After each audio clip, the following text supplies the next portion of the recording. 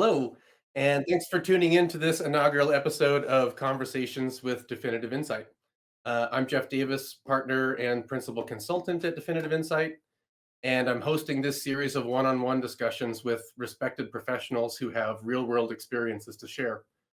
The focus of the series has two parts. One, to bring you, the audience, some discussions on the art and science of using data and measurement as a professional, and two, to also share deeply as real people about our experiences with leadership and personal growth, which really underpins working through those systems and taking care of ourselves along the way in that professional journey. Today, I'm joined by Dr. Eleanor Bell, a longtime friend and a previous leader of mine at the Bill and Melinda Gates Foundation. So welcome and thanks for helping me kick off this episode number one. Oh, wow. Thank you. Thanks for having me. Yeah. A little background on Eleanor. Dr. Eleanor Bell is a seasoned professional with a rich background across multiple disciplines, including statistics, data science, strategic leadership, and most recently, relationship counseling. Her academic credentials include bachelor's degree in sociology from Bryn Mawr College, a master's degree in demography and population studies, and a doctorate in sociology, both from UC Berkeley. Over the course of her career, Eleanor's had multiple positions leading large organizations in academia. She was a clinical assistant professor at the University of Washington School of Public Health, where she taught quantitative analysis and research methods. Uh, she also was in philanthropic strategy and advanced analytics. Eleanor's tenure at the Gates Foundation included positions like director of strategy, planning, and management, and also director of business intelligence and business analytics. Eleanor also worked in healthcare operations and finance as the senior director and COO for the HIV vaccine trial network at Fred Hutchinson, where she was responsible for operational functions like financial management and process improvement. And also data visualization products and strategy, where Eleanor served as senior director of transformation and strategy at Tableau, leading strategic alignment and execution across their portfolio of investment. She also dabbled in some data science and technical operations planning while there too. Now, Eleanor is a certified internal family systems practitioner where she supports individuals and couples in achieving emotional well-being and cultivating healthy relationships. Whew, That's a impressive. lot. Um, I'm really interested to hear more about what drove your interests in data, stats, and math at the beginning of your career. How did you jump into academia, and maybe tell us a little bit where that carried you? Oh, yeah. Well, that would have to go all the way back to undergraduate. Uh, and actually, I would have to go back to high school because I remember went to a public high school here in Seattle, and I was there when they started doing busing, and I kind of watched the interesting dynamics happen. The racial dynamics happening in the high school, and really. Just watching sort of the different intersections of kids as they came in to where we were, um, and just curious about all of that. And so when I got to college, I was really interested in humans, social systems, humans, race, and gender, and the intersectionality of all of that. And so that was way back. And so when I got to college, I started taking sociology classes, and as part of that, you learn math. At least you did in my. And it turns out I just once I got the stats, I loved it because this idea of having a theory, developing a hypothesis, and then testing it with data just sort of lit me up, like both sides of my brain. Theory, big ideas, and then data. What can we learn? It sort of opens you up, beginner's mind, really. Yeah. So, and it's been that ever since, pretty much, in one way, shape, or form. Well, yeah, and even at some point going through the thesis process and sort of defining a main hypothesis with that much study and rigor behind it to say, I'm going to try Yeah. to lead in this topic in this conversation is a Yeah. bold step to sort of take and put a lot of faith in, frankly, to go that down Yeah. this path, right? Yeah, and because you don't know what you're going to find. Ideally, I mean, you should be really testing hypotheses. Be open to being wrong. you know, and what's that like when when your career is sort of hanging on it, you know? Yeah, can I be wrong right now? Like, Right. That's and what right. motivations are there to sort of change your hypothesis or other things along the way? That's right. It was actually a lot more fun to play with data once I left academics and was working with organizational leaders because then they were really curious. Like they were motivated by how do we do better in whatever they wanted to do. And so it almost was like they were more curious about the answer as opposed to in academics. I think sometimes folks get attached to what the right answer they want to have.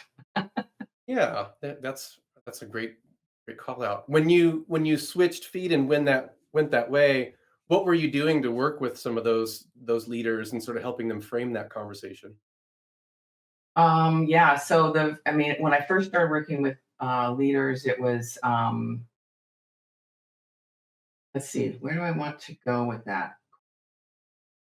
Um, I would often encounter people with pretty strong beliefs about what was true. And it took me a while to realize that not everybody had I mean, this sounds sort of funny maybe, but that not everybody had the same statistical understanding that I did.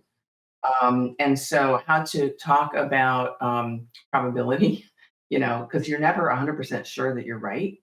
And so it helped to actually be teaching stats to folks who were, it's either social science or healthcare leaders, because that really helped me hone my ability to translate statistical concepts and conclusions into more sort of business lay organizational language.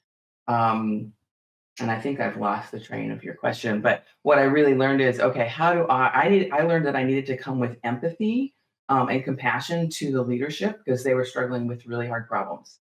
And they wanted data to give them the answer. And I knew that data wasn't truth, it was just information. And so, sort of navigating that, translating from data to the organizational questions that they were grappling with, and translating organizational challenges back to data and modeling. So, uh, really navigating those two worlds and having the data inform leadership and leadership decisions, and having the context of the organization inform the data modeling and how we measure things. Um, that's where I spent most of my time in healthcare crossing that boundary.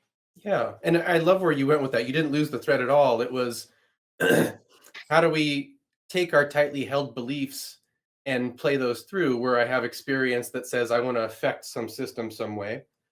And then I Yeah, still am going to go back with the learner's mind and maybe be surprised rather than continuing down the path I already believe in. right.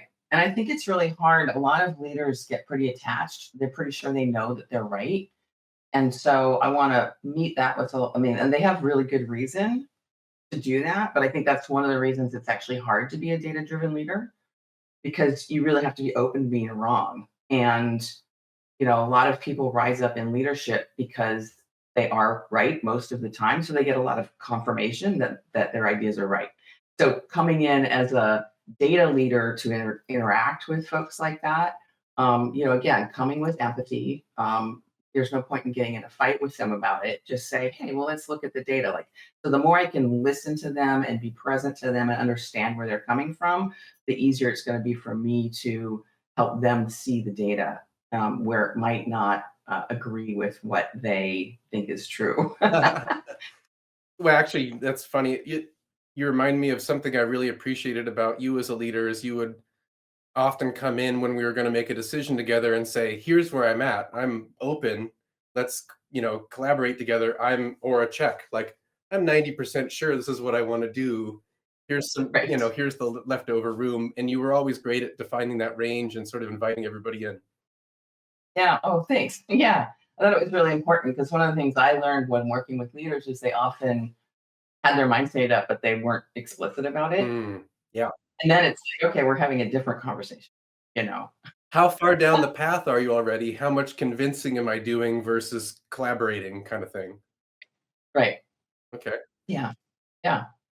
Could you maybe switching feet to an anecdote about sort of like convincing others, or even maybe changing your mind, Yeah. um, a story that you'd share with us from your professional career about the use of data where something really shifted by bringing insightful analysis to the group Yeah. and kind of what you saw happen.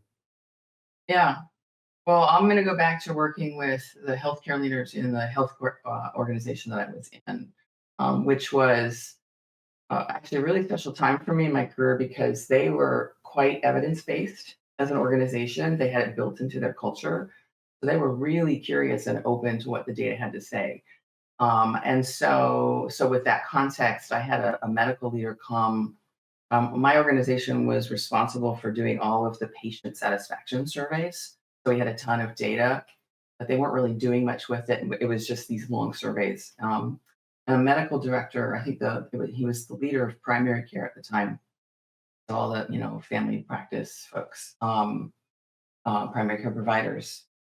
He was they were struggling with low patient satisfaction, and they didn't know what to do. And so they sort of came to me with this question of like, what do we do? And I hadn't really dived into that data yet. And I kind of went on a real exploration of, okay, let's start. And so I started doing a lot of correlation and regression analysis, looking at, and it was, and the data by itself wouldn't tell you because lots of things were correlated with each other, yada, yada. But I also shadowed in the medical center, so I kind of got a sense of what was happening there. I think that's really important context for anybody working with data. And so, what sort of came down to, I developed my own hypothesis of it seemed to be that there's this one variable that was correlated with everything, and it was the wait time to appointment in number of days, Hmm. and it was quite long. And so, again, I was collaborating with this medical leader, and I said, "Well, here's what I'm seeing. I think if you guys just focus on this one thing, um, a lot of other things will get better." And I didn't know. Like we were sort of running. There's no way to test it, really. So it was a little bit of a risk for me and for him. But we were marrying kind of our understanding of the system and the data and the context. It just felt right.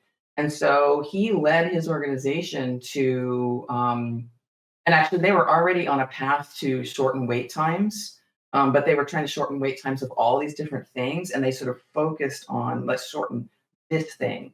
Everything we want to do and everything we can do to shorten the wait time just to get into the clinic. So they really focused their efforts in terms of process improvement, and it had a remarkable effect. And it all the patient satisfaction as they dropped that wait time. So we found like the leading indicator as they dropped that wait time, patient satisfaction scores went up.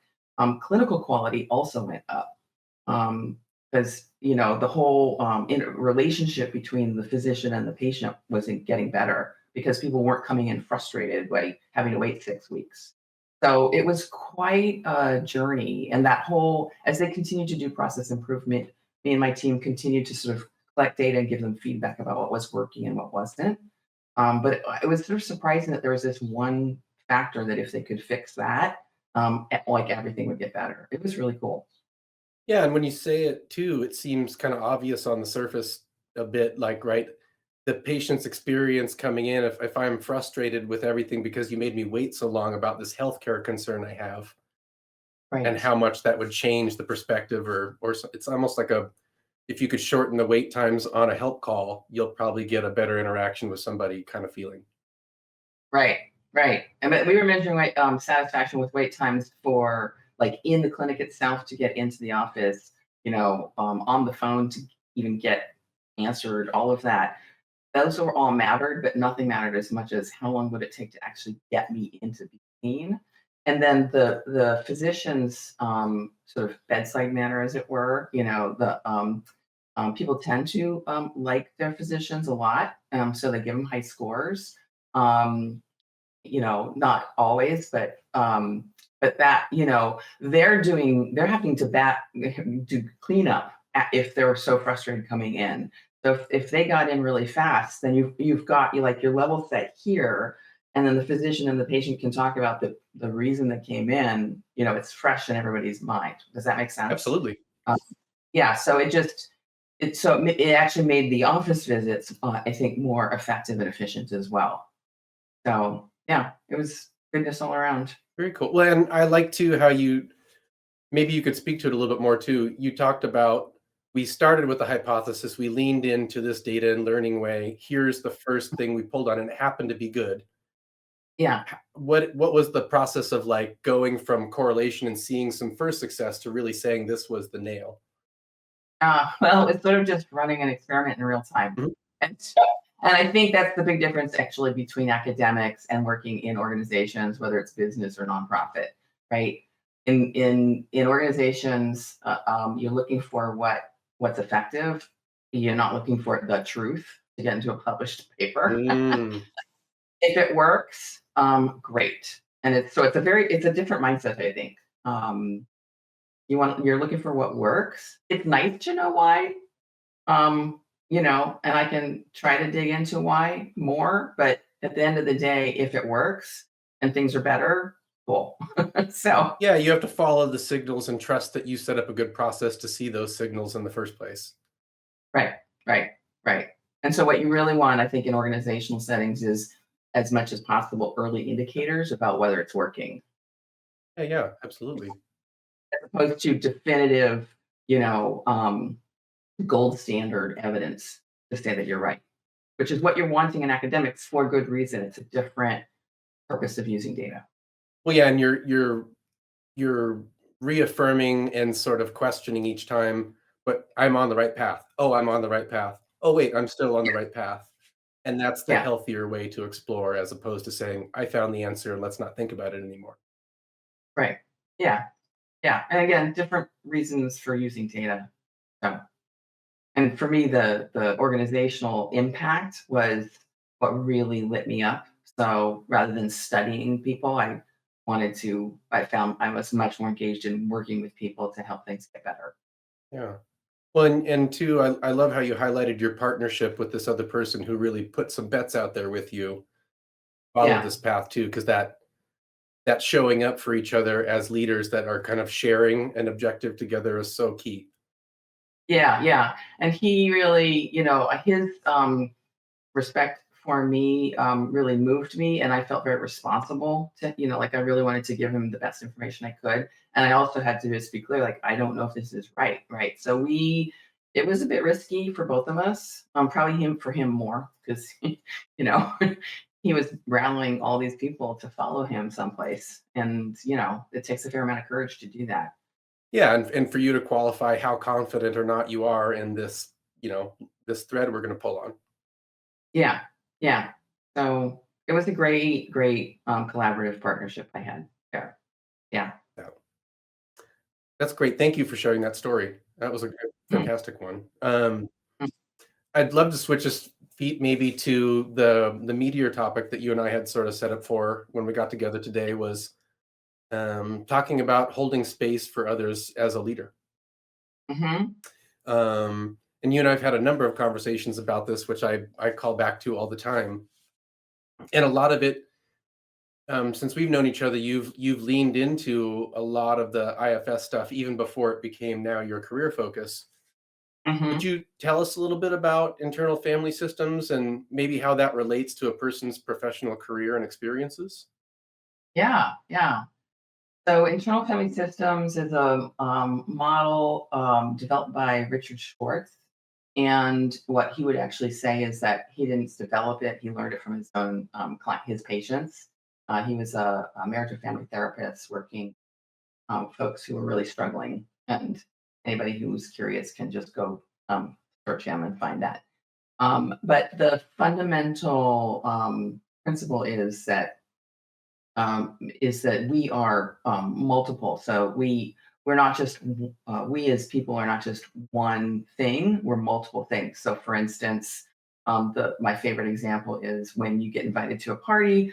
You might have a part that wants to stay home and a part that wants to go, right? And so that's a very real experience of you know. That most people can sort of relate to of you have different parts of you that might want different things. And so with internal family systems, what I do as a practitioner is help people do their own self discovery and actually get in relationship with their different parts from a place of sort of like for you, the Jeff that's not a part is just open, sort of curious, compassionate, no agenda. And so that's the part, that's the you that can listen to all your parts. And it's what we often talk about as self leadership. So a lot of times people are walking around the world with a part kind of in charge, in the driver's seat, and that's fine. There's nothing wrong with that unless some behaviors are getting in the way. So, for instance, with leadership, I would have, again, leaders who were attached to being right. And so, with an IFS lens, I might say they have a part that wants to be right. And that part is going to kind of not take in any data that refutes what they believe is true. And so that's going to be a kind of a narrow focus for leadership. Where if you are a self-led leader, there's a more kind of open-hearted curiosity, and it also there's also more access to courage with empathy and compassion that goes with it, right? So saying if you're having to lead like a difficult situation, it might be the leader who can say, like let's say a leader has to implement cost reduction strategies. Being able to really be present to the folks who are impacted. They might have to be changing their processes. How can you really create space for them, really listen to them, but also, okay, and the organization, in order to survive, might need to, put a hiring freeze on. How do we navigate that as a leader? So creating space for all the people and all of their parts in an organization. Um, I started, I think, practicing that more and more. And it started for me back in when I realized empathy for the physicians who were getting difficult feedback. Mm.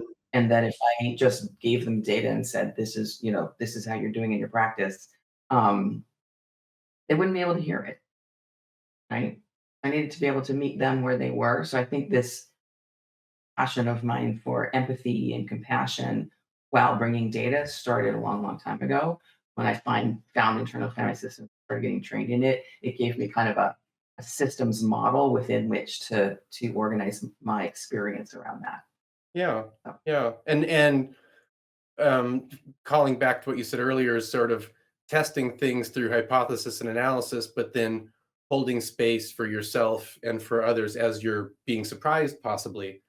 yeah, Tightly held beliefs might be overturned, all sorts of things in that process. yeah, yeah. And I think really, internal family systems is a systems model of the individual person.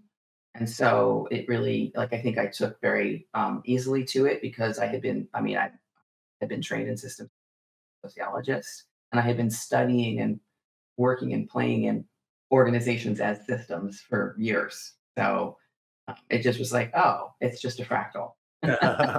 Yeah, This is a system right now. Between you and me, there's a system, a relationship system. Teams are systems, organizations are systems. And when you're talking about systems and system change, you're really like, where's my leverage? And I used to, at the beginning of my career, kind of try to force change. And then I realized, well, that never works. You just get resistance. So the question is, how do you meet everybody where they are and really understand what are they afraid of? yeah, And that's the work I do internally with people now. Do they have parts of them that don't want to change? Can you meet that part? Can you really get to know it and understand and get curious about, what's the future? yeah. As a leader, you know, there's some adjustment I think that you have to make, both in spending some time understanding yourself, because that's the lensing with which you're even interpreting somebody who's coming to you, maybe a direct report who has a problem that's they need your help with, and things like that.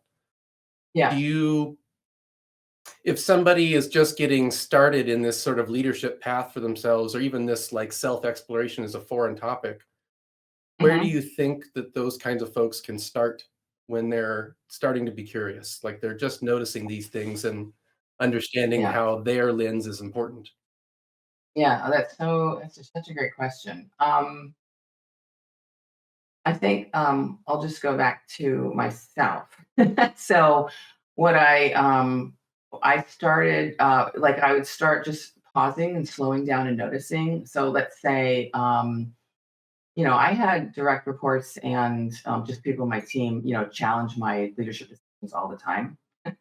And I really wanted to welcome that because I wanted to understand, like I wanted the full picture. And I was very aware that, I could only see what I could see, right? So it's hard to see an entire system when you're in it. And so, but sometimes it was really hard for me to get challenged. Like I didn't, I would also get attention I thought was right. And so I would practice. So what I learned to do is practicing slowing down, pausing, and noticing that part of me, and I didn't have the language at the time. Which part of me, why am I getting so activated here? Hmm. And really taking some time, usually had to happen outside of the office, and just really understanding what was activating me and having some compassion for myself around that. And then being able to come back and engage with the person like sort of from a different place and still clear. As a leader, part of your job is to make decisions, right? So I was playing a role in an organization, so it's not that I'm gonna, it's not a democracy and we don't all get to vote on everything. Although, as much as possible as a leader, I really wanted collaboration because you want buy-in, right? But to get buy-in, you have to listen to everybody. So now I'm getting distracted. But back to me. So it's really about, can I stay present to myself? And really, what it comes down to, Jeff, for me, of what I've learned is my we tend to walk around in our heads a lot, Hmm. just in regular daily life, especially at work. Like the cultural norm generally is I'm in my head, thinking, analysis, all of that stuff often is primary. I've learned that your body is going to tell you if you're activated before anything else does. So if your heart rate is getting faster, your breathing's getting more shallow. The first thing to do is just notice, oh, I'm getting activated. So now I'm getting more into the like the actual physiology system. Being able to track your nervous system is really important as a leader. Yeah. Actually, anybody. Because as soon as you're getting activated, a little upregulated, it's actually it means your body's going into a threat response, and it's actually hard to take in new information in that space. So just understanding physiologically what's happening and giving yourself some space to get grounded, slow down, get curious about what's activating. That can really help you create a sense of safety for yourself. And I think as a leader, that's super important. Like, I think as leaders, we need to create a sense of safety in our teams. And you can't do that if you're coming from fear Yeah. already. Like, it's just not going to work because everybody can tell. Humans are incredibly sensitive to the nonverbals. They can pick it up so fast. Like fear is one of the most contagious emotions ever. So if, as a leader, I'm showing up and I'm even slightly nervous, everybody's going to know. So it's better just to name it and say, yeah, I need a moment. Let me get grounded. Yeah, this is a big career betting decision that we're making today in this room. I Right, need to take deep breaths and take some time with this because that's frankly, I need to take something for myself while right, supporting you at the same time. right. And to normalize the fact that it's going to be a little bit scary. Yeah. And then when something is feeling a little like unsettled, how do you as a team support each other, make sure you have each other's back? Yeah. Yeah. Yeah, I just to share a little bit from my side too, um when I'm actively trying to be aware, let's say I'm in a meeting with some people and there's some sort of conflict of decisions kind of going on, I'll start to feel myself racing to the next answer or trying to jump right off the backside of somebody's last comment. And that's when I Yeah. know I'm not leaving enough space. Something inside of me is making me feel the need to like tackle this quickly before other things are said. And that's a Right. really negative controlling example that I think I've noticed in myself, and have Yeah. tried to develop out or at least be aware of as time goes on. Yeah. And let me just offer to you, Jeff, that's a part of you, Yeah. right? And in when we're talking about parts work, we're never trying to get rid of any parts. Like there's a really good reason that you have that reaction. I'm guessing you had experience in the past where that was actually really helpful. So it's not about getting rid of that sort of automatic inclination in you. It's about pausing and saying, is it appropriate now? Because sometimes there are times when we need to move fast, right? Yeah. That's exactly what's needed. The question is, can you be intentional about it? You know, do you have choice? Or is it just taking over because it's, that's what it does, right? So that slowing down and really honoring that part of you, um, as opposed to trying to, push it away, Yeah. really create space for it. Does that make sense? 100%. I mean, I think it's very Jungian, if you will, if I can go there, of Yeah, melding all the parts of the self together. There's nothing to dismiss, right. and I developed some pattern or you developed some pattern because, like you said, it served you in the past. One Right. of one of my favorite coachings from you that helped me get over some career route. I ruminate like mad. And you You have said a right? And you said to me, you're like, "Well, just ask yourself, are these feelings still serving you right now? Like, can you great, you're ruminating, but can you resolve this until the next time you meet with so and so and have that conversation that's been hanging with you?" yeah. And just having that moment to ask myself really helped me slow down, and I always really appreciated that coaching from you. Oh, I'm glad it was useful. Oh, yeah. Game changer. Let's more than useful. Yeah, yeah. Uh, Maybe lastly, in this sort of vein of things, I'm curious about once you get to that place of like, okay, I understand the lensing I'm coming with a little bit, right? Or I'm exploring, and yeah. I'm now having some space for myself too, and to go through whatever emotional cycle I'm going through. Tell me a little bit of your experience about holding space for really diverse um, personalities from yourself, let's say, Oh, because you and I yeah. get along and laugh ourselves out of meetings and have a good time all the time. Yeah. Uh, but you run into people who are fantastic professionals, so many smart and insightful things to teach you, and yet they're very different from you along the path and how they even got to some of those conclusions. Yeah, yeah, and I would say, so just I'll take the IFS model essentially and apply it to an organization, right? So this it's sort of this. I have now a deep understanding that there's different types of intelligence. So there's emotional intelligence, there's brain intelligence or whatever, but there's whole different kinds.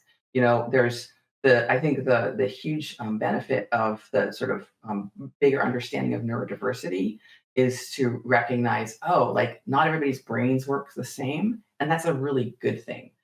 So, as a leader, if I'm going to have a whole team of people who are like me, I'm in trouble, right? Because we all going to have blind spots. And I actually learned this from a leader of my own who he was a little concerned that he had a leadership team. I was one of them where we were kind of all very similar, and there's just one or two people who were different. And he didn't actually do anything to change that. But I took that to heart. And so when I was leading teams, I really, really wanted to create space for all the different points of view, because I think you're really going to get a better outcome when you're listening. But also, like, so I've worked with a lot of software development teams, and the project managers have often, again, I'm going to go with little stereotypes here, but are often quite different than the engineers, the developers, who are often very different from the QA testers. And you need all of them. Um, you also need your UX, your human centered design folks sometimes, if depending on the product you're building. You can't, somebody who's really good at one thing probably means that they're not going to be good at everything else. So it's really how do you play to their strengths?